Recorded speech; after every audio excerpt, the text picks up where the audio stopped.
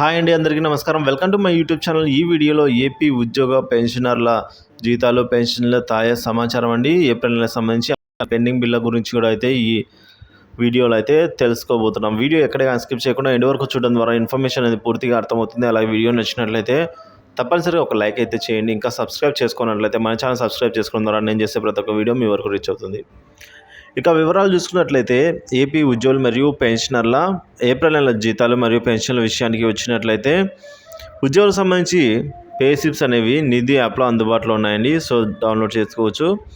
ఈ పే స్లిప్లో మనం పెరిగిన డిఏని అలాగే ట్యాక్స్ ఎంత కట్ అవుతుంది ఈ వివరాలని కూడా మనం ఇందులో తెలుసుకోవచ్చండి. అయితే మనం ఒకసారి కనుక పే స్లిప్స్ని గమనించినట్లయితే ఏప్రిల్ నెల జీతంలో కొత్త డిఏ రావడం జరిగింది. కాబట్టి ఉద్యోగులు మరియు పెన్షన్ అందరూ కూడా ఏప్రిల్ నెల జీతంతో పాటు కొత్త డిఏ లేదా డిఆర్ అనేది చూస్తాము. సో వస్తుందండి, అందరూ కూడా చెక్ చేసుకోండి.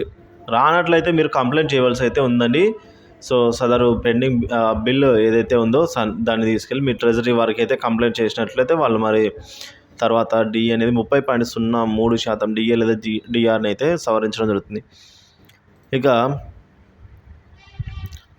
మొత్తం మీద ఏప్రిల్ జీతాలు మరియు పెన్షన్లు 1-2 తేదీల్లో జమ అయ్యే అవకాశాలు ఎక్కువగా ఉన్నాయంటున్నారు. ఎందుకంటే వచ్చే నెల అంటే మే 13న ఎలక్షన్స్ ఉన్నాయి కాబట్టి ఖచ్చితంగా 1-2 తేదీల్లో జమ అవుతాయి అని అయితే సమాచారం. ఇక పెండింగ్ బిల్ల విషయానికి వచ్చినట్లయితే గత 2-3 రోజుల నుంచి అయితే ఈఎఫ్ లోన్లు సరెండర్ లీవ్స్ జమ అవుతున్నాయండి. ఇంకా కొన్ని సరెండర్ లీవ్స్ అయితే ఈరోజు ఈక్యూబేర్ చేరుకున్నాయి.